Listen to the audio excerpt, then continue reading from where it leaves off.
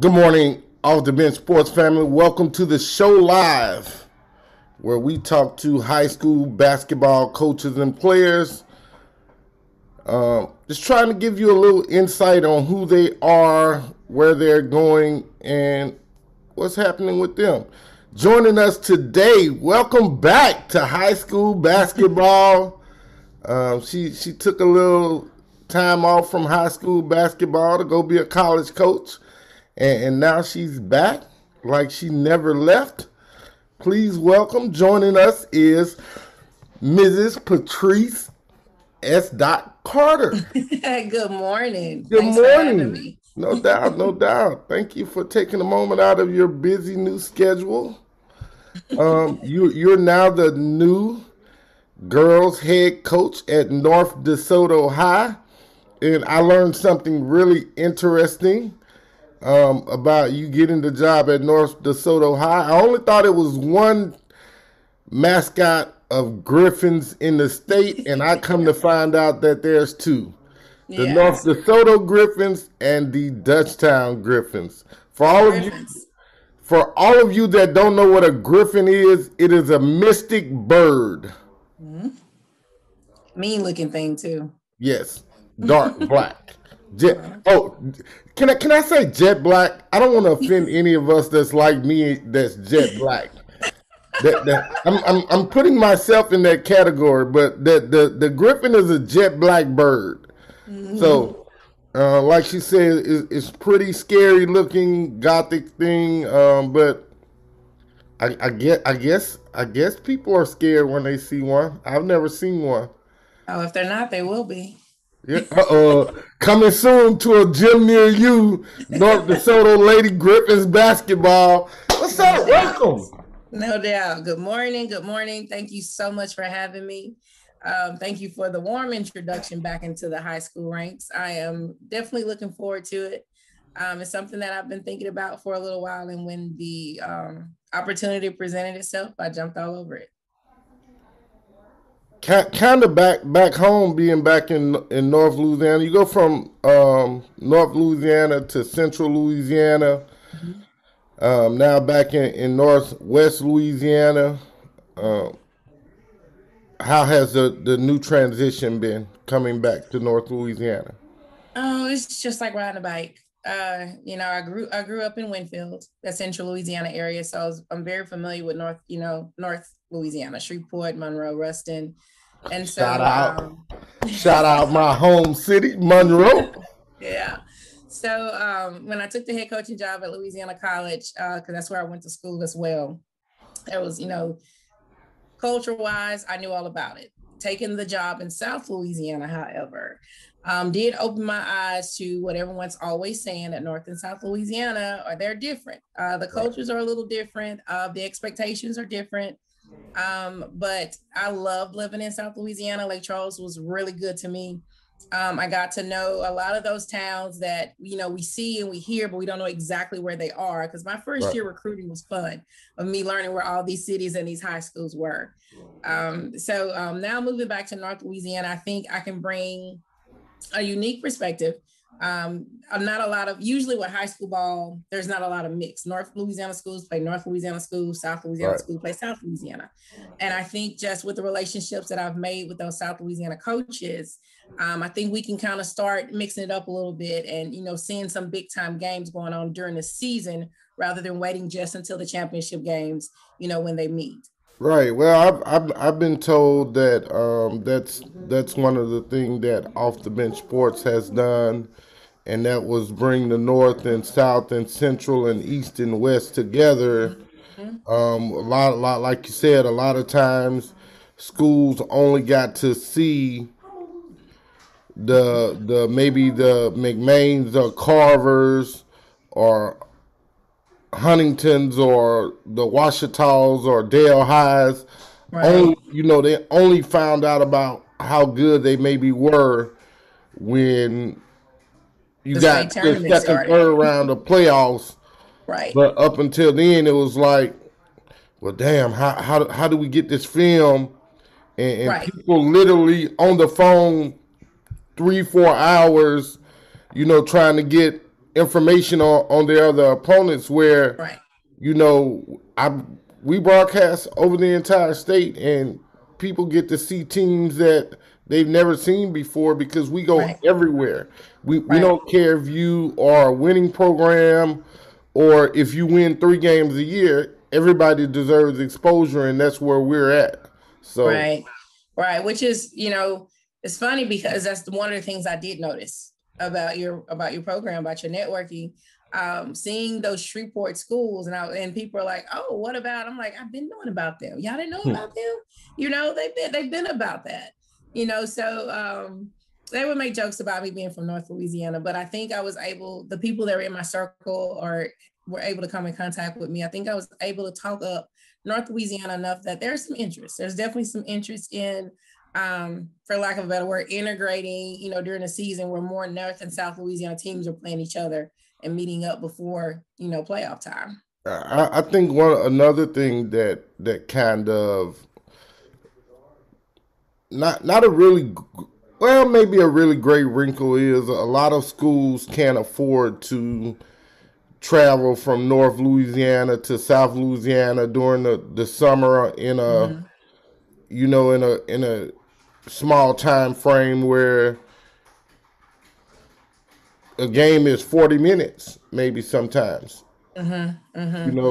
Or Mm-hmm. if you go and play 3 and 4 games and our kids are uber tired, you're uber tired as a coach, and staying overnight may not be an option because that's 7, 8 rooms, and now you Mm-hmm. got to feed kids 5 times. Because So, they can eat. right, sometimes it's just easier to stay in your own area, but Right. I think if we put our heads together, we're really creative and resilient and innovative people. We can figure something out where you meet in the middle, and if you're playing against the best competition or the best competitive level that you can compete against, then growth Mm-hmm. happens. Absolutely. I was lucky enough when I was at Winfield, I had administrators that supported that. And Winfield, we would play. It's kind of how our name got out because I would go down and play in those tournaments in South Louisiana.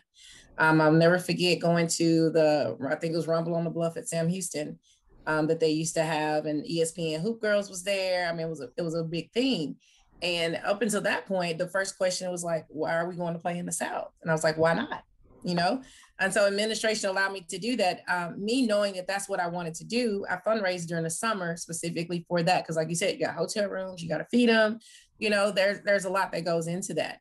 So Right. just doing that one thing though, changed the culture of my program, changed the mindset of my players. They were used to beating everyone in North Louisiana, but then you go to South Louisiana and these teams they've been hearing about how good they are, and now you're competing with those. It actually changed their mindset too. So for me, taking on that extra role of fundraising specifically for that tournament, or it could have been a summer camp. I took them to a summer camp in Arkansas. Right. Once again, I was questioned. We've always gone to the local schools. Why do you have to take them out of state? You know, I wanted them to meet some big cornbread fed girls and see what it's like in these neighboring states. Right. Because my girls were getting the big head. They thought they were good.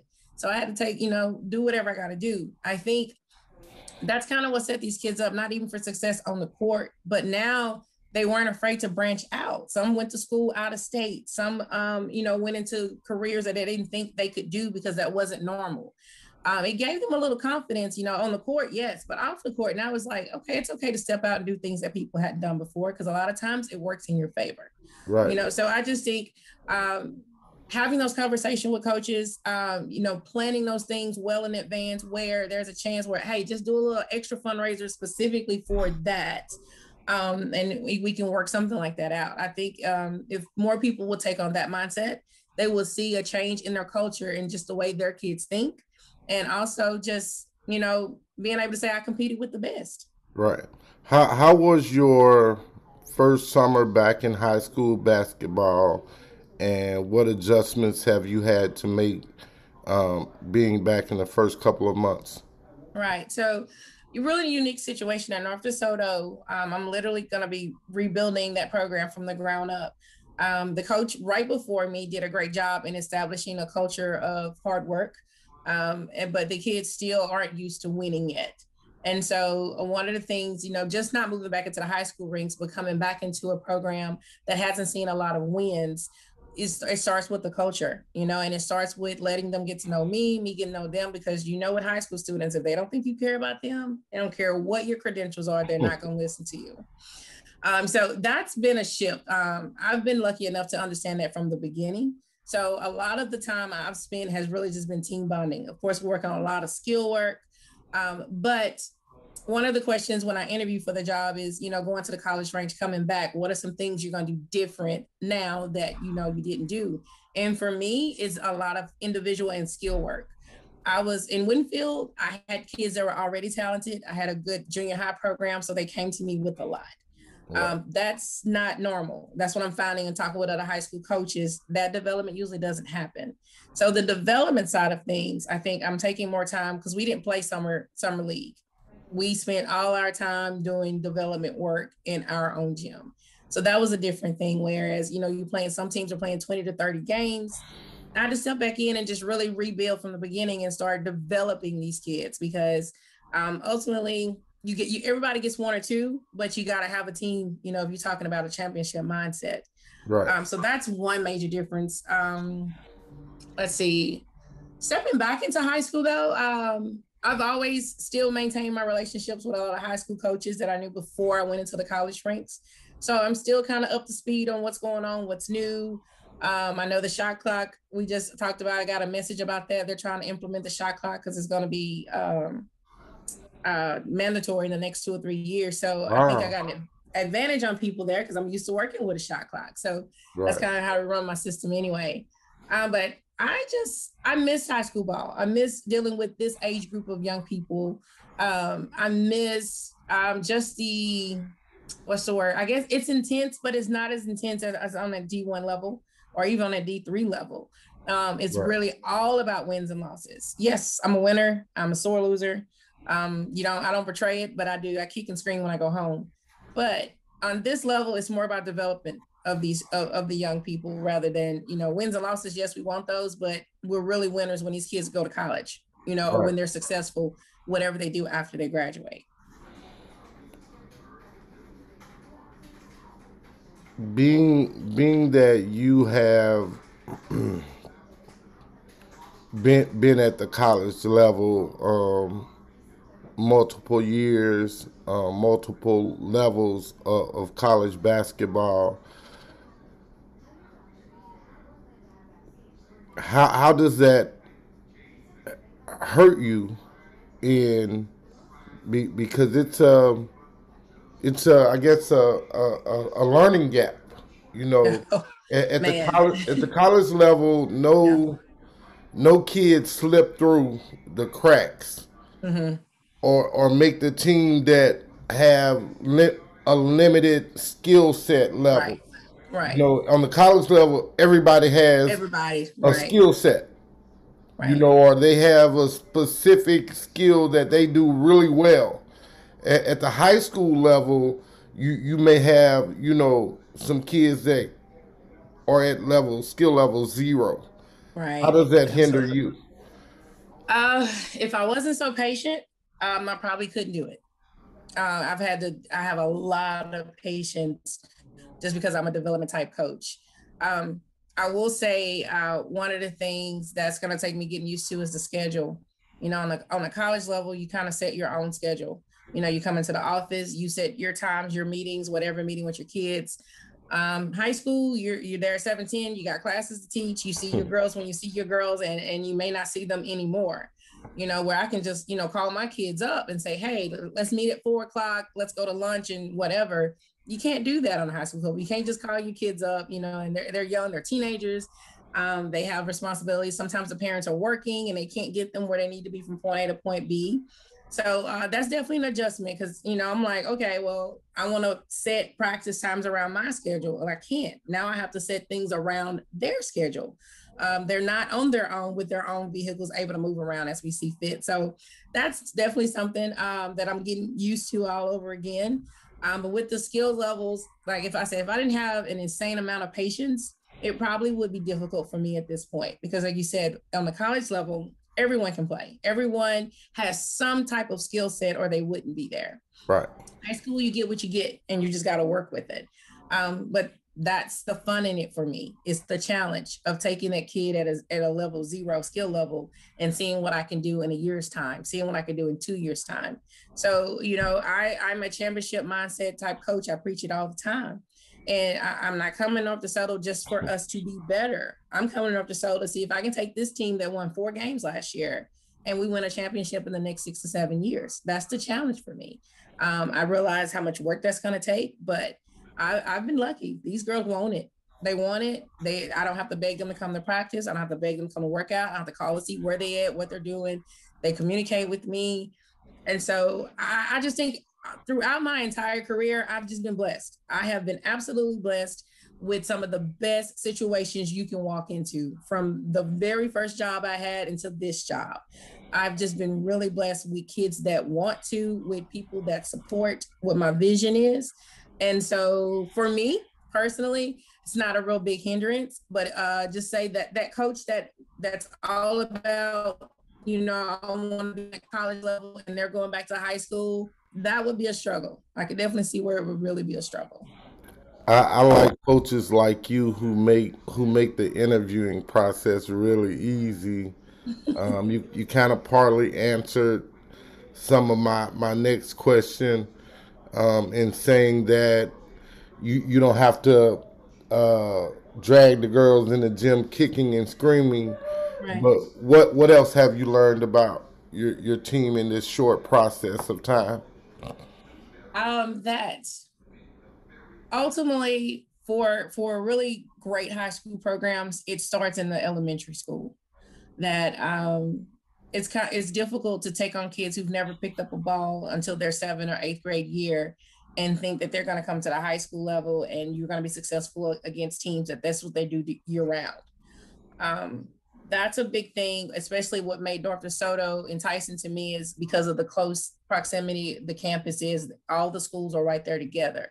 So I can literally walk out of my school, walk, I don't know, 30, 40 paces and walk right into the elementary school, introduce myself to the elementary kids, let them get to know me, know my face, have fun with them, get them interested in basketball when they're in the 2nd and 3rd grade.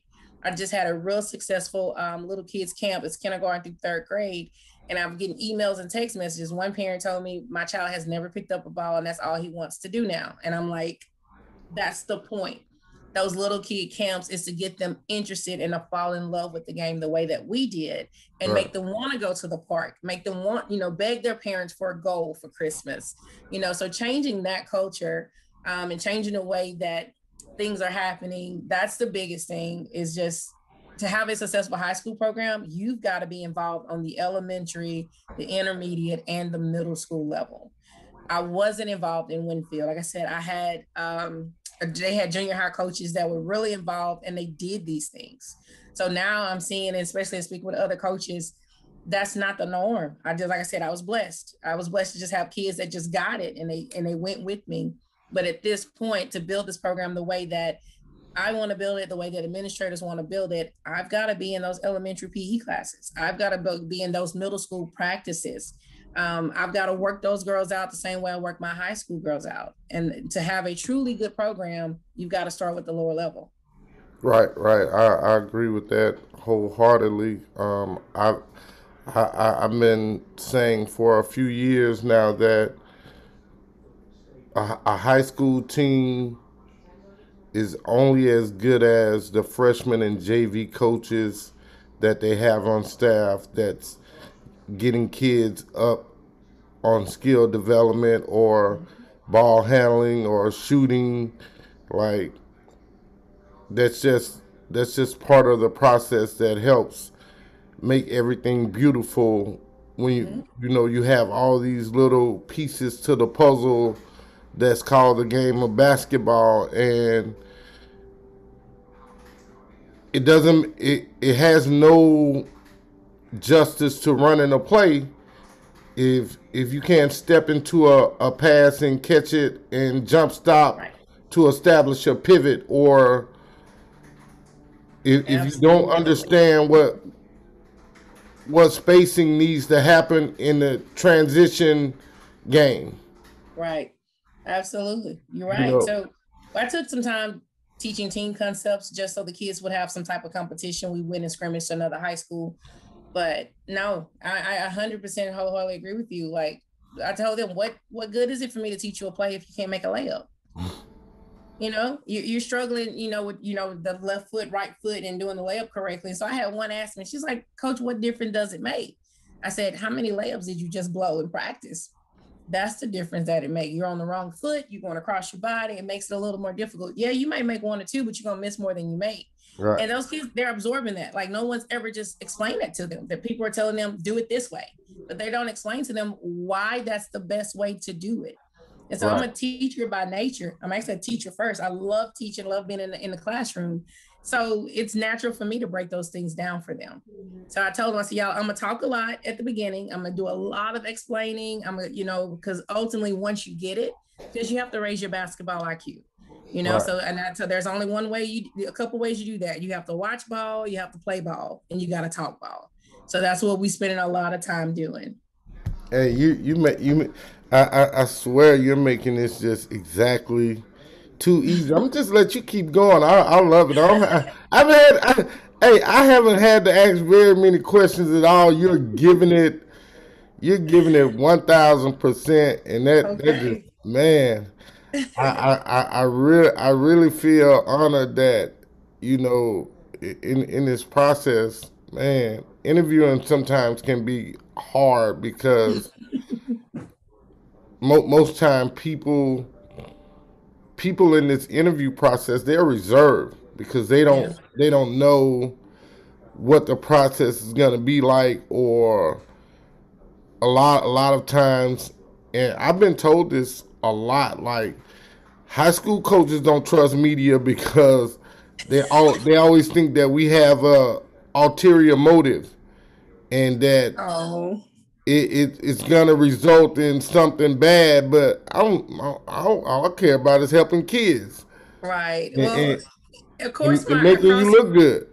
coming from, when my career started in college ball, I got in trouble for saying some things to the media and they put it in. But over time, I still remember I was a freshman. But over time, the media can't, I'm passionate. I'm a reserved person. I'm an introvert. People find that hard to believe, but I'm the biggest introvert. I am shy. And they're just like, but you're a coach. How do you manage that? Well, I'm passionate about that. I'm passionate about kids. So you get me talking about something I'm passionate about, My it's my my easy. 7-Eleven mouth never closes about that.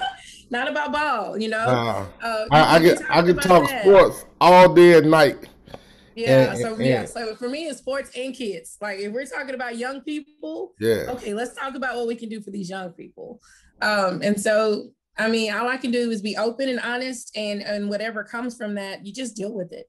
right, That's one right, thing that I've just learned in dealing with the media across the board.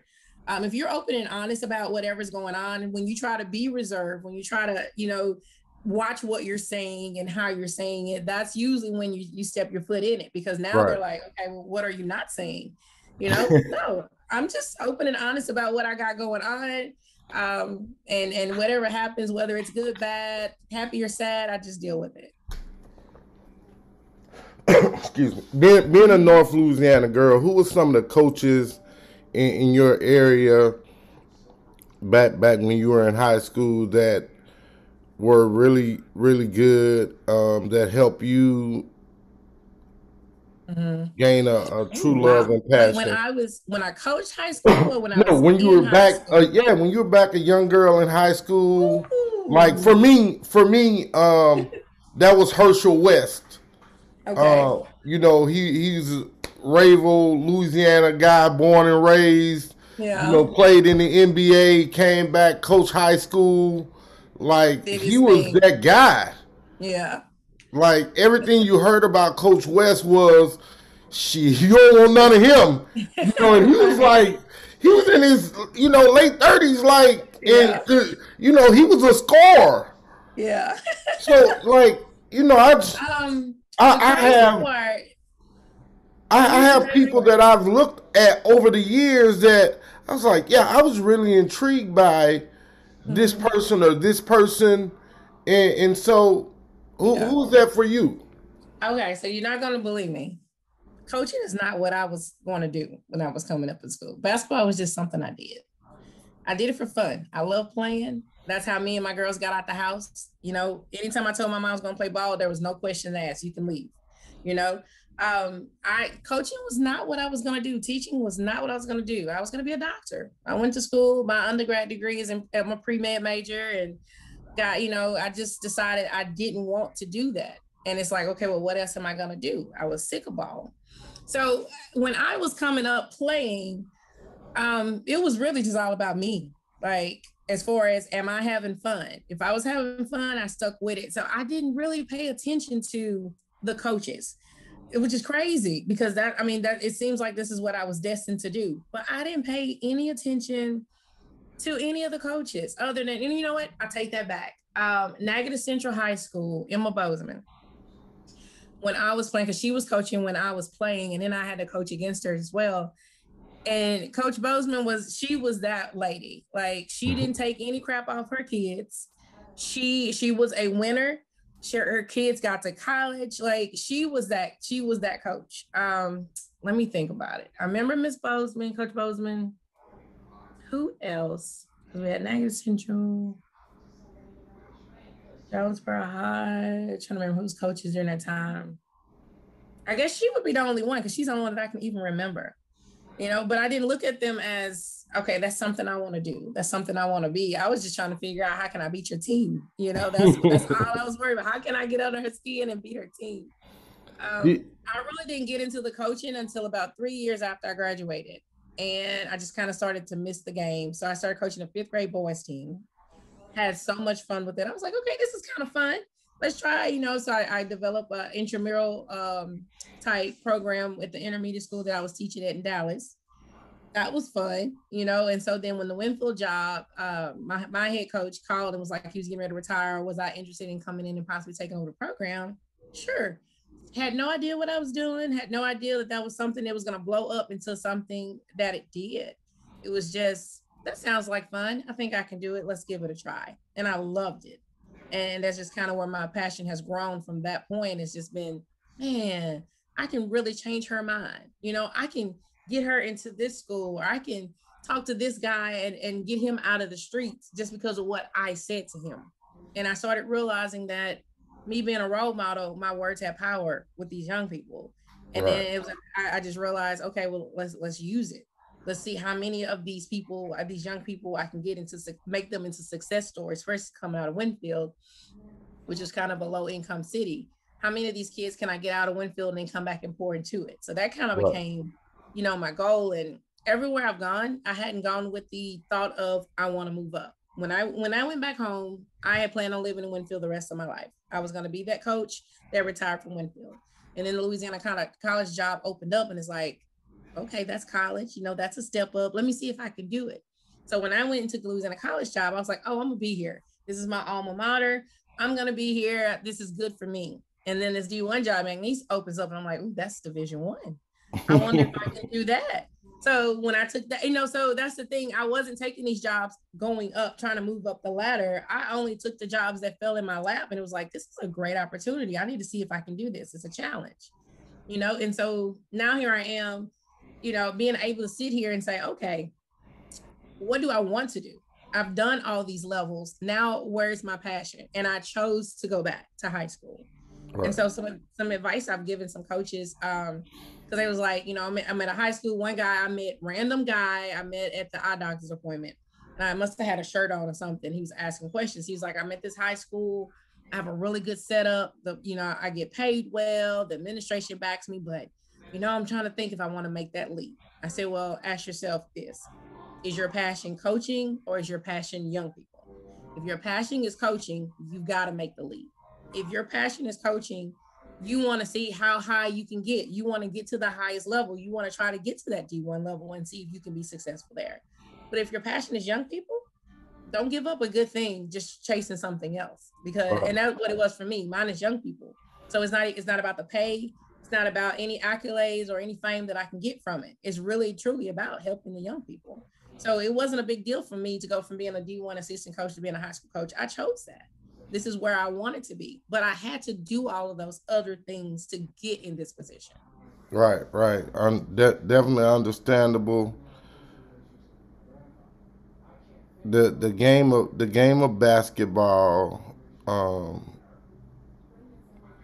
it can place many challenges or obstacles or joy into your heart in life.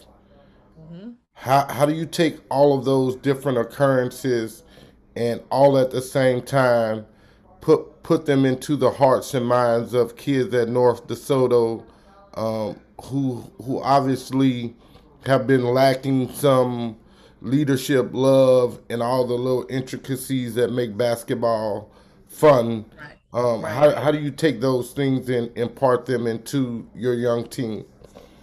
I have been open and honest with them from the beginning. Um, I didn't go in with the I'm the boss, I'm the chief, y'all are the Indians, and you do what I say. I tell them about my parents. I tell them about my four sisters and my 14 nieces and nephews. I share stories about when I was in high school and in college. I speak to them about what's going on in their lives, and I listen to them when they tell me, my mom's working two jobs and sometimes it's hard for me to make it. Baby, I'll come pick you up.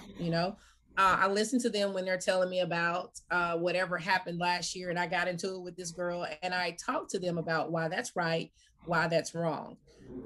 Discipline. They didn't understand, well, coach, if a girl swing on me, I'm gonna swing back. I said, well, that's a choice, and I'm not gonna sit here and tell you not to fight back, but you do understand that you're fighting back. There's a consequence that comes with that. So, Right. and they were like, you really gonna still make us run? Yes. Even if I do agree, in real life, you're gonna have a consequence. You go out and Right. fight on the street corner, you're gonna go to jail for assault too. That's how that works. Right. And I'm honest with them about that. So I've had so many, and they ask me questions and they're so surprised when I answer. Do you have a boyfriend? Are you married? Do you have kids? Do you want kids? Well, why haven't you had kids yet? Are you gonna live here? Where do you live? Can we come to your house? Will you feed us?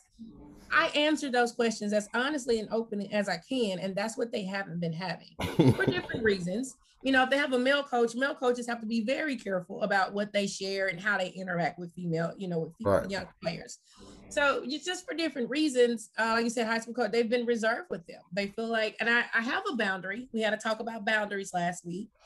I am open about my life. I am open about things, but there are boundaries. Let's not cross these boundaries. So I think having that, talking with them so much about me and my personal life, they feel like they know me. They feel like not necessarily they're on my level. I'm not your friend. I'm still your coach. I'm your authority figure. You're going to respect me, but I also respect you too. You may be only 16, but I call you ma'am. I say yes, ma'am, and good morning, and ask about your day. And so I think that's natural for me. But I really think that that's the reason why I've been able to. I have 16 girls on my roster, and I have 16 girls at practice. Every time I call it, they're there. And I think that's what made the biggest difference, because the more of me they get to know, the more of me they want to know. Right. As long as I can keep them hungry for that, they're just hanging on every single word that I give them. If I tell them to do it in this time, if I did do this many reps, they may look at me funny, but they don't give me any lip about it. They trust that I know what I'm talking about, and that ultimately I love them. So if I'm asking them to do it, it's something that's going to help them. Coming from the college level, you just learn a lot. You know, Yeah. especially from coaching colleagues, be it on the same staff or other staffs that um, you see them maybe doing a drill and pregame warm ups, and you watch it intently, Yep. and you come back and implement it. Mm-hmm. What, what what's what's a practice like at North DeSoto with all the things that you're bringing from the college level? Mm-hmm. What's that like, and how are the kids accepting the new challenge of learning all these different stuff that's being Right. compressed Mm-hmm. into 2.5 hours every day. They're mad. They get so mad. They get so mad because I throw those drills out there at them, and of course they're terrible at it. It's a college level drill. I'm looking for college level intensity and precision, and no, we don't have it, and they're pissed. I mean, the balls are going all over the gym, and I'm like, restart. I'm never yelling, and I'm never, because I'm learning, and I'm telling them, guys, this is a challenge. You're not gonna get it right the first time. It's gonna take some time, but they want it done right the first time. So they're always mad because I give them a new drill. It takes us a couple days to get it right, and right when they get it right, I throw another wrinkle in it, and they're like, "Are you serious?" I'm like, "Yeah, we're gonna do that." So the funny part is when I introduce a drill, and I'll say, well, we're gonna go from baseline to baseline. You've got 3 passes, and the ball should never hit the floor. We're gonna shoot 2 layups, and the ball should never hit the floor. And they're like, "That's not possible." And I'm like, "Oh yes, it's possible, and you're gonna do it." And here we are 3 weeks later, and they can do it. And so now it's like, we didn't think we could do that, but we can. So they're always mad at me because I never let them get comfortable. The minute they master whatever it is I've given them, I take it up a notch. I throw something else in there, or I'll just come in and just say, "Okay, now you're running my offense right. Good for you. All right, this time we're going to go 3 passes. We're going to hit the girl that comes off the curl screen." They're like, "Wait, what? What?" I said, "Oh, you thought you knew what you were doing, and they're just like, "Here we go again." So I think these kids, as low skill level as they are, they can implement the same type of drills that I did with my kids on the college level. It's just slow rolling. I have to drop the goal down a little bit, but I tell them all the time, "Hey, my college team scored 75 in this drill.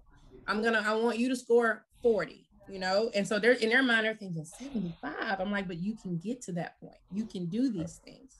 So it's been fun. It's been fun for me too, having to kind of not water down, but the goals, making sure I was like, okay, these kids are college level kids. So even though you're putting them in this drill, what are the real expectations in this drill? And I tell them that. So I stop them and I say, "Guys, I knew you were going to mess this drill up. I knew it was going to go bad. How are you talking to each other right now? Are you uplifting? Are you encouraging? Or are you just tearing each other down? What if we're in a game and we're down by 15? This is what you're doing in the huddle. Are we going to win that game?" And then they come back and they flip it for me. So I use a lot of the stuff, just the mental toughness, the mental side of it. I'm going to get the physical. I'm not even worried about physically if they're going to be skilled enough or not. I just need them mentally tough enough to go through the hard times, because I think that's going to make the difference in some wins and losses for us this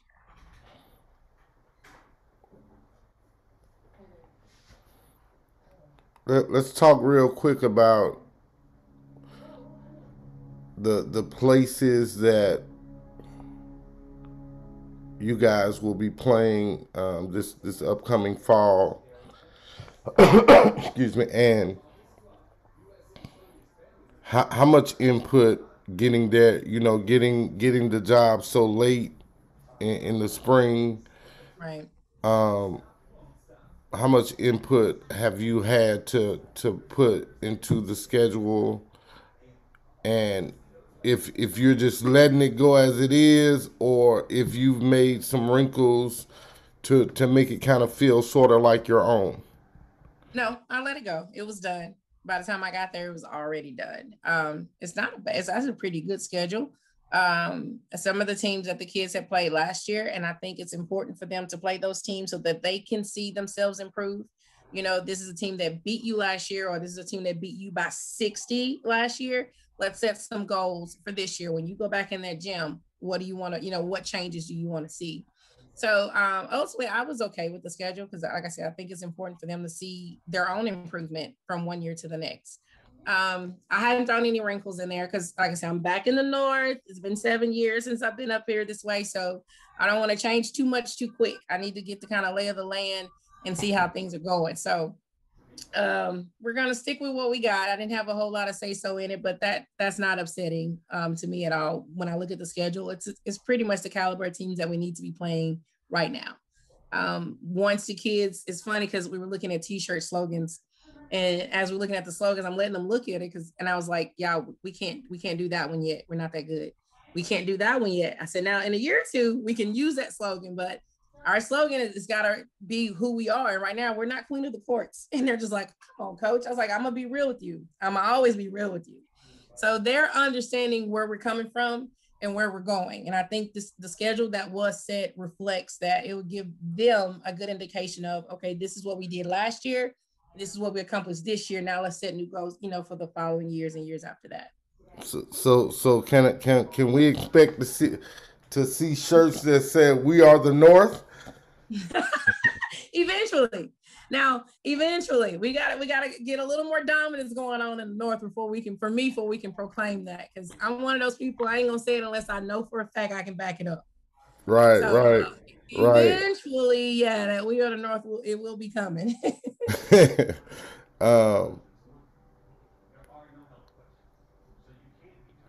Competing. How from a competitive level, what can we expect from North DeSoto? We're gonna compete the entire 32 minutes of the that we're on the floor. They're gonna understand. They're starting to understand what I mean by that word.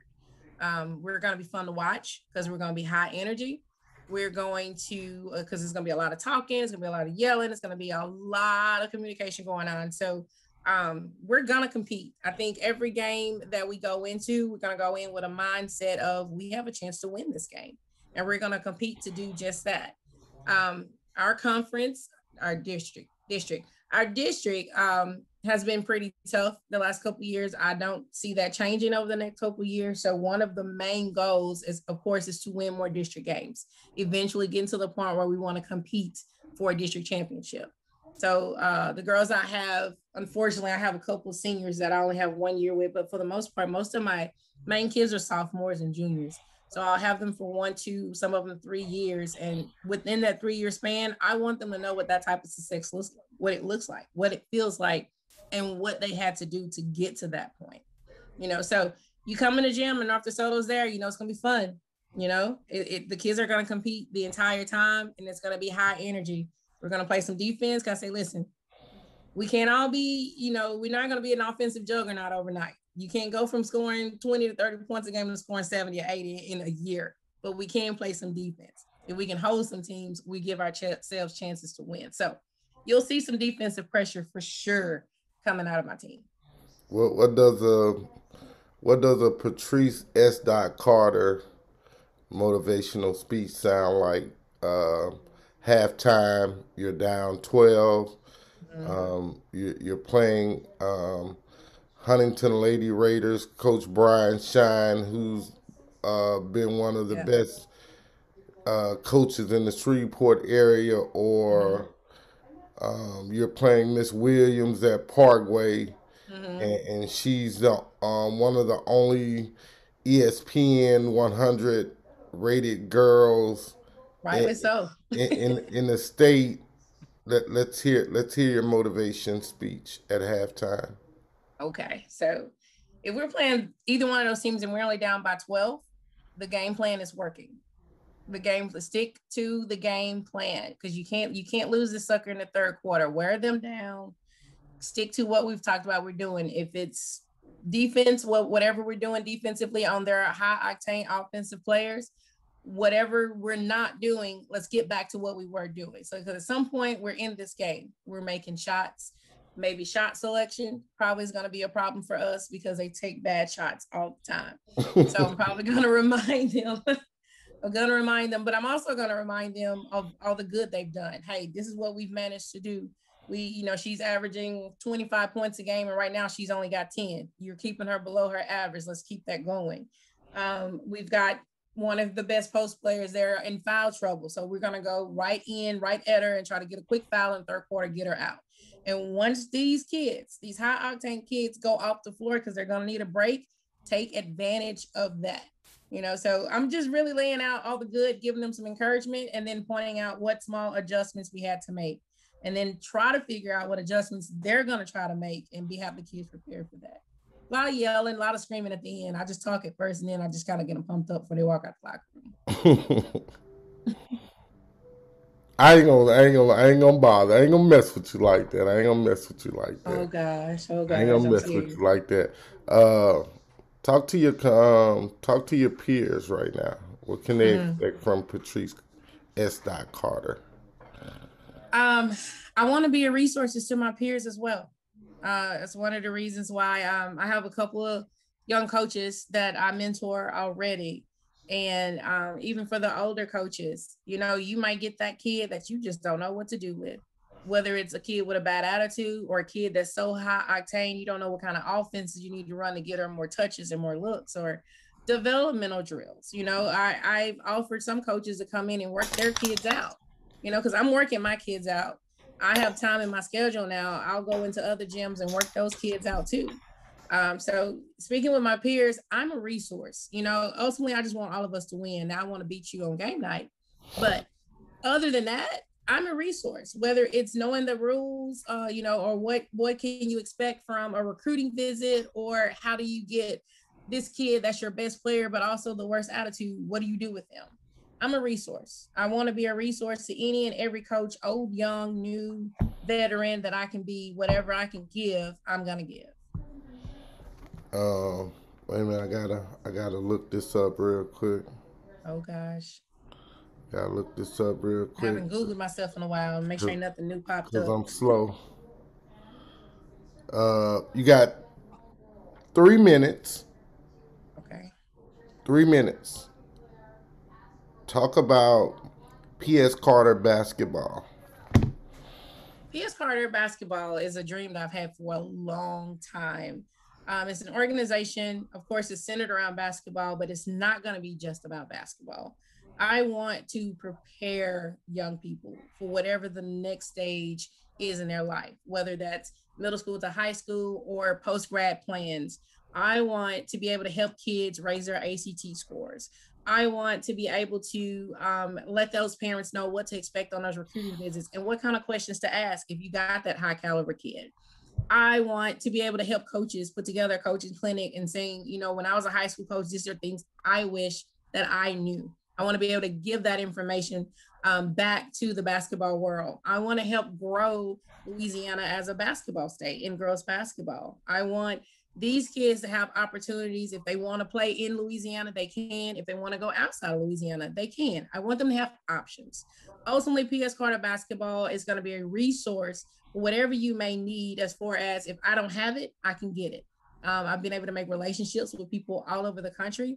And I just hope to be able to bring those resources back to our young women and our young men in Louisiana and let them be successful in whatever. And if being successful means I want to be a high school coach at the gym, very gym that I played in, so be it. You go be the best damn high school coach at that gym that they've ever seen. But I Right. want it to be a choice. I want these kids to have options and not do things they feel that because it's all I have to do. This is the only choice I had was to work at McDonald's. No, I want you to choose to work at McDonald's if that's what you want to do, but Right. not because you have to do it. Right. Right. There you go, Patrece P.S. Carter basketball clinics, camps, all those Workshops, all of that. fun things coming soon to a gym near you. Definitely. We want to thank Coach S. Carter. Uh, it's a Jay Z reference for joining I'll us. take it. Um, Glad that you're back in the high school ranks in our state. Because as a college coach, you learn so much more that you can impart into our kids. So, thank you again for taking a moment with Off the Bench Sports. We got 1 or 2 minutes left before our clock runs out. Say something to somebody. Oh my gosh. Shout out, shout Now out. see, that's the introvert part of me. And I'm not like, oh God, this is not something I'm great at. Man, so many people have poured into me. All of my coaches. Coach McIntosh, she's at Ladar Barn, I think is how you pronounce it, in Ruston. She's 88 there. She was my college coach. She continues to pour into me. Coach Alan Parker and Coach Kevin Chandler, my high school coaches, they're the ones who kind of got me interested in basketball to begin with. Oh my gosh, Coach Casey Cryer was my head coach at McNeese. She gave me the opportunity to move into that D1 space, and I loved every minute of it that I was there. Coach Amanda Clemens, Coach Grant, were both my coworkers. They were more than that. They poured into me, I poured into them, and we just we grew together over these last couple of years. Shout out to all the coaches in the Southland Conference though. Like the Southland Conference is a really big family. And I didn't know that until I got into it. Those head coaches would call and check on us. And especially when we got displaced and had to move to Baton Rouge for about 2 months. They sent stuff, they checked on us. Southern University, Coach Funchess, they opened their gym to us and we practiced in their gym. Coach Paula Lee at BRCC, she opened her gym.